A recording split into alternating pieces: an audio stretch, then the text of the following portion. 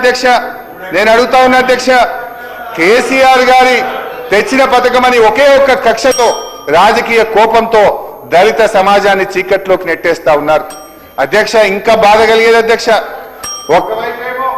Conclude చేయండి హరీశ్రావు గారు. మిగతా సభ్యులు కూడా ఇంకా మాట్లాడేది ఉంది, మీరు కంక్లూడ్ చేయండి. మీకు ఇచ్చిన చాలా సమయం కేటాయిస్తున్నాం, దయచేసి కంక్లూడ్ చేయండి. నేను ఇంత చక్కగా ఈ రాష్ట్రానికి ప్రజలకు అవసరమైంది నేను తిడతలేను కదా సార్, మీరు కంక్లూడ్ చేయండి. విమర్శిస్తలేను కదా సార్, చాలా మంది సభ్యులు సబ్జెక్ట్ మాట్లాడుతున్నారు సార్. నాకు ఇంకా సభ్యులు ఒక 1 అవర్ సార్, 1 అవర్ సార్, మిగతా 1 అవర్ లేదు హరీశ్రావు గారు, 1 అవర్ సార్, హరీశ్రావు గారు 1 అవర్ సార్. సార్ ఇప్పుడు నేను ఎప్పుడు మాట్లాడినా మిమ్మల్ని వచ్చి కూర్చోబెడుతున్నారు ఇడ, ఇదేదో కుట్ర అవుతుంది సార్.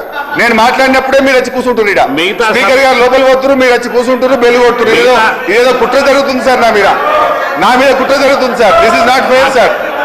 బాలు నాయక్ గారు మీకు తగదు సార్. అధ్యక్ష మీకు తగదు సార్, ఇది ప్యానెల్ స్పీకర్ సార్.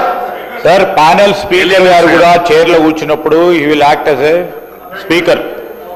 ఈ కాంట్ అట్రిబ్యూట్ అస్పర్షన్ చైర్ మీద చేయరాదు, వారికి కూడా తెలుసు అధ్యక్ష. We take severe offence. Second thing, general discussion on budget అన్నప్పుడు వారికి కూడా తెలుసు అధ్యక్ష. జనరల్ డిస్కషన్ లో స్పెసిఫిక్ గా పోవాలనుకున్నప్పుడు డిమాండ్స్ ఉంటాయి అధ్యక్ష. వాటి డిమాండ్స్ పైన అనేక అంశాలపై మేము పెట్టిన బడ్జెట్ కు సంబంధించిన అంశాలపై మాట్లాడడానికి కానీ లేకుంటే కట్ మోషన్స్ మూవ్ చేయడానికి కానీ ఆస్కారం ఉంటుంది. అది కూడా వారు సభా సాంప్రదాయాలకు సంబంధించి మళ్ళా అదే మాట్లాడి మళ్ళా డిమాండ్స్ అదే మాట్లాడే వారి సభ్యులు సార్ సభా సమయాన్ని వృధా చేయొద్దని మేము కోరుతా ఉన్నాం అధ్యక్ష.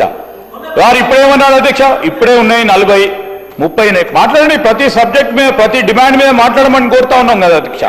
డిమాండ్స్ సంబంధించి మేము గిలెటిన్ చేయలే మీలాగా, గిలెటిన్ చేయలే. డిమాండ్ సంబంధించి గత 2 సంవత్సరాలు గిలెటిన్ ఎప్పుడు చేయలే. ప్రతిపక్షాలకు సంబంధించిన సభ్యులందరూ కూడా డిమాండ్స్ పైన మాట్లాడినరు, ఇప్పుడు కూడా మాట్లాడడానికి అవకాశం ఉంది. ఖచ్చితంగా కూడా ఈసారి ఆదివారం కూడా సభను పెట్టడం జరిగింది అధ్యక్ష. అందరికీ అవకాశం ఇవ్వాలని ఆలోచన చేస్తా ఉన్నాం.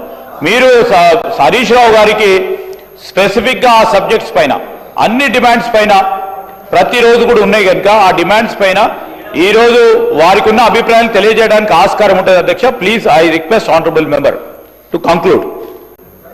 హరీశ్రావు గారు సార్, మా ఎలియా మినిస్టర్ గారు అంటే మాకు చాలా గౌరవం సార్. దయచేసి సరే సార్ 5 నిమిషాల్లో కంక్లూడ్ చేయండి. డిమాండ్స్ 32 డిపార్ట్మెంట్లు ఉన్నాయని చెప్పినా ఒక 20 తీసేస్తా సార్. ఒక 20 తీసేసి ఒక 10-12 డిపార్ట్మెంట్లు 20 తీసేస్తా. ఒక 20 డిపార్ట్మెంట్లు తగ్గించుకుంటా సార్. ఒక 8-10 డిపార్ట్మెంట్లు మాట్లాడతా సార్. ప్లీజ్ ఇంపార్టెంట్ మాట్లాడదాం సార్. ఎస్సీ ఎస్టీ మన ఎస్టీల గురించి మాట్లాడుకుందాం సార్ దయచేసి. Okay sir, please sir, please sir, please sir. అధ్యక్ష, మనం ఎస్సీ వెల్ఫేర్లో నిధుల గురించి ఎట్లా ఖర్చు పెడుతున్నారో చెప్పిన అధ్యక్ష. ఎస్సీ కార్పొరేషన్కు 3,267 కోట్లు బడ్జెట్లో కేటాయించి గౌరవ ఉప ముఖ్యమంత్రి బట్టి విక్రమార్క గారి సాక్షిగా ఈ సంవత్సరం పెట్టిన ఖర్చు 28 కోట్లు మాత్రమే. ఇది ఏ రకంగా దళిత సమాజాన్ని ఉద్ధరించే పద్ధతి ఇది?